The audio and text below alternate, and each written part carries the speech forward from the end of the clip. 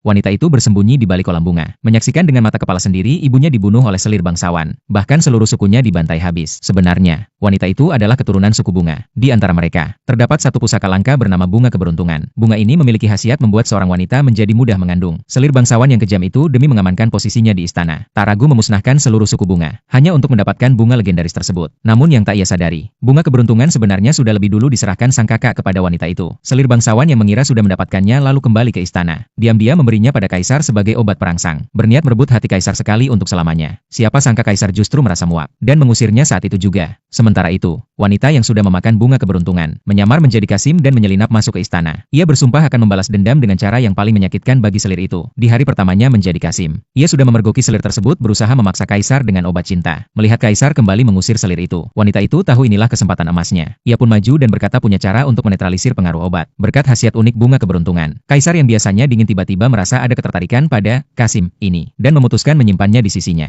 Selir itu murka mendengar kabar tersebut. Namun dayangnya mengingatkan bahwa ia adalah adik kandung jenderal penjaga negara dan satu-satunya wanita di sisi kaisar. Cepat atau lambat ia akan menjadi permaisuri. Mendengar ini, selir itu memutuskan untuk kembali menguji peruntungan. Saat itu kaisar sedang memejamkan mata beristirahat. Wanita itu dengan lembut memijatnya. Kaisar menjadi waspada, menariknya lebih dekat, semakin yakin bahwa Kasim ini sebenarnya wanita. Terlebih ketika mencium aroma tubuh khas yang dimilikinya. Wanita itu menjelaskan bahwa aroma itu muncul saat emosinya bergejolak, tanpa ia sadari. Itulah ciri khas bunga keberuntungan. Untuk pertama kalinya, hati kaisar mulai bergetar karena seorang Kasim. Ia buru-buru memintanya mundur. Namun sebelum keluar pintu, wanita itu berpapasan dengan selir tersebut. Ia segera menghalanginya dan berkata kaisar sedang beristirahat. Selir itu sombong, menamparnya di depan umum, mengaku sebagai putri kandung jenderal penjaga negara, dan selir resmi yang diangkat kaisar. Wanita itu tak peduli statusnya, tetap tak mengizinkannya masuk. Dayang selir itu menendangnya hingga jatuh, lalu menamparnya berkali-kali. Selir itu hendak memaksa masuk, namun kaisar sudah berdiri di pintu. Melihatnya, amarah kaisar pun meledak. Meski selir itu memohon ampun, semuanya sudah terlambat. Kaisar semakin muak padanya, segera mengusirnya kembali ke kediamannya. Setelah itu, kaisar menggandeng tangan wanita itu kembali ke kamar. Melihat wajahnya yang memerah dan bengkak, kaisar bertanya apakah ia tahu siapa selir itu. Wanita itu mengangguk, tapi menegaskan bahwa ia hanya mengakui kaisar sebagai tuannya. Ucapan itu membuat kaisar tersentuh. Ia pun memintanya membantu memandikan dirinya. Di sisi lain, selir itu yang sedang berjalan pulang merasa ada yang janggal. Ia mulai panik karena teringat kaisar tidak menyukai wanita. Ketakutan itu membuatnya berbalik menuju kamar kaisar. Di dalam kamar, saat wanita itu melayani kaisar mandi, aroma tubuhnya kembali menyebar, membuat kaisar semakin gelisah. Ketegangan kian memuncak, hingga selir itu tiba di depan pintu dengan marah besar. Mendengar suara Kasim yang sedang memandikan kaisar, ia langsung hendak menerobos masuk. Wanita itu sadar inilah kesempatan balas dendamnya. Ia berkata akan keluar untuk melihat, namun belum sempat melangkah, kaisar tiba-tiba menariknya kembali, dan seketika rambut panjangnya terurai.